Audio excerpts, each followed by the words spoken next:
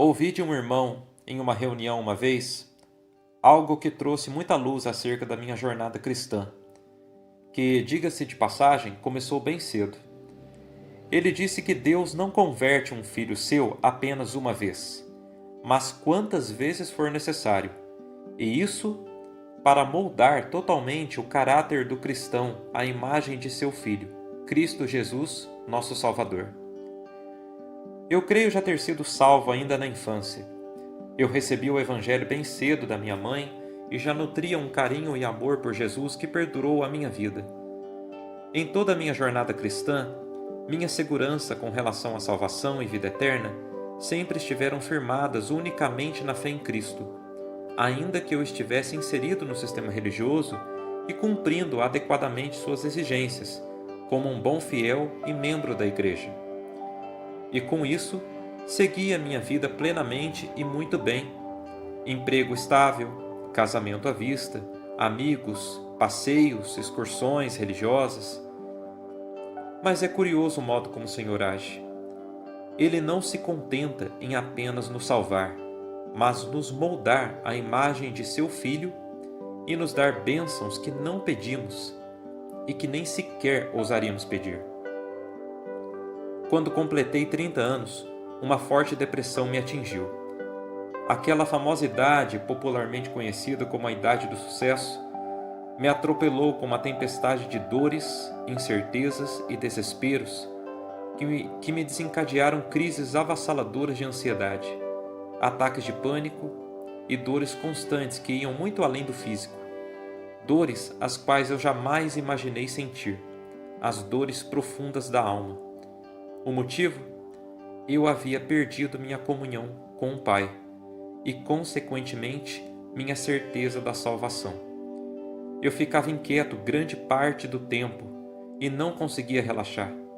Eu não dormia, eu não sentia direito o sabor da comida, tive pensamentos de morte e cheguei inclusive a achar que morreria sem estar salvo. A minha depressão atingiu a família, especialmente meus pais. Eu estava em um completo transe e não conseguia me libertar. Não demorou muito para que meu trabalho e produtividade também fossem afetados, chegando a receber conselhos de afastamento por depressão. Eu fui tomado por uma ânsia incontrolável pela salvação, e nisso me converti unicamente a Cristo, encontrando nele o único refúgio e força para continuar em frente e não desistir. Pois a tentação a esta última opção me perseguia constantemente. E nisso, não apenas me converti, mas fiz questão que todos ao meu redor soubessem disso. Eu comecei a pregar o Evangelho para quem eu podia, no trabalho, na faculdade, chegando até a ser inconveniente. Mas este estado dramático a qual cheguei foi o resultado de uma decisão nada prudente que tinha tomado, a de fugir de Jesus. Quando fui tocado pela palavra de Deus, ficando plenamente consciente do juízo vindouro que viria sobre todo pecador, inclusive eu tomei a decisão mais óbvia que qualquer homem natural poderia tomar. Eu rejeitei, eu fugi. Eu havia dito para Deus: quero que me deixe em paz com minha vida, não quero que você me salve. E convicto da minha decisão, o Senhor não me ouviu e inundou a minha alma com um sentimento extremo de culpa, vergonha, remorso e a dor de um arrependimento insuportável que me fez cair ao chão, dobrar meus joelhos e me humilhar clamando por salvação. Foi aí que eu entendi. Ele havia me escolhido. Não ali na minha rebeldia, não ali na minha oração fervorosa e dolorosa por misericórdia. Não. Ele havia me escolhido antes da fundação do mundo, quando eu ainda nem existia. E é assim com todo crente em Cristo hoje. Caso Ele não nos tivesse escolhido, nunca jamais teríamos escolhido a Ele. A minha conversão me trouxe, assim, frutos, mas também mudanças radicais. Como eu já tinha dito anteriormente, é curioso o modo como o Senhor age. Muito repentinamente, eu saí do sistema religioso que me dava conforto e fui a um encontro unicamente do Senhor, onde Ele estava, sem olhar para trás. Foi algo muito espontâneo, nada planejado.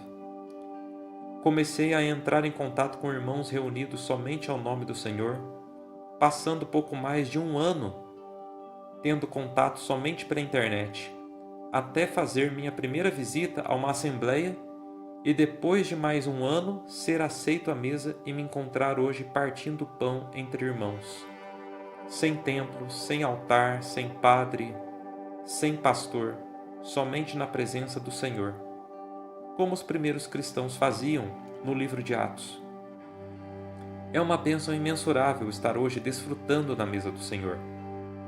Não fui eu que fui até lá, foi Ele que me levou. Mas nesta jornada de mudança, algumas coisas ficaram para trás, pois não cabiam mais na minha nova vida. Foram perdas significativas, os contatos frequentes, os amigos, as benesses do sistema religioso. Tudo isso teve a minha despedida definitiva. Mas hoje, tenho a maravilhosa e indescritível certeza da salvação e de meus pecados todos perdoados, a alegria de ter em minha vida muitos irmãos que compartilham da mesma fé e inabalável esperança.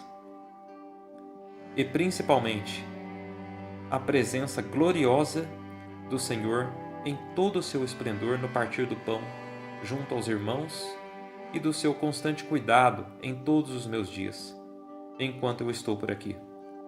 Foram bênçãos que eu não havia pedido, mas que o Senhor, em sua graça e grande misericórdia, resolveu de antemão me conceder, ainda que eu negasse. Sim, pode parecer um paradoxo eu ser tão grato por alguém o qual eu tentei me afastar e fugir, até rejeitando no meu íntimo. Mas o Senhor é soberano sobre todas as coisas e Ele, no seu imensurável amor, elege, chama, santifica e abençoa para uma eternidade de alegria inimaginável, simplesmente porque Ele ama mais do que qualquer coisa, e o seu tão grande amor é o que o move a reunir os que são seus para conceder a plenitude de todas as coisas. Para isso, Ele deu o seu único Filho para sofrer e morrer em nosso lugar, a fim de nos dar esta tão viva e alegre esperança de poder desfrutar para todo sempre da sua presença. E Ele faz isso ao nos escolher, pois é unicamente Ele que nos escolhe. Em João 15, de 16 a 17, o Senhor Jesus declara: Não fostes vós que me escolhestes a mim. Pelo contrário, eu vos escolhi a vós, outros, e vos designei para que vades e deis fruto, e o vosso fruto permaneça, a fim de que tudo quanto pedirdes ao Pai em meu nome, Ele vo-lo conceda.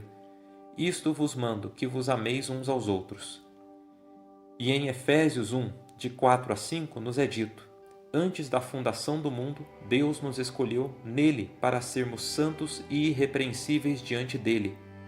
Em amor nos predestinou para ele, para sermos adotados como seus filhos, por meio de Jesus Cristo, segundo o propósito de sua vontade. Por essa razão é que, se você ouviu a voz do Senhor Jesus, foi tocado em seu coração e escutou o seu chamado, eu digo por experiência, não adianta fugir, pois Ele te escolheu, te predestinou e Ele o salvará, e tornará você fruto e testemunho para a sua glória. Romanos 8, 30 diz: E aos que predestinou, a estes também chamou, e aos que chamou, a estes também justificou, e aos que justificou, a estes também glorificou. Entregue seu coração a Jesus e aceite a Ele como seu Senhor e Salvador, reconhecendo que Ele o escolheu para esta tão maravilhosa bênção da salvação. Ele não te promete um mar de rosas aqui na terra, mas uma vida eterna de alegria na sua presença gloriosa nos céus. E claro, uma família tão abundante de irmãos como nunca jamais vista, e que você os amará imensamente.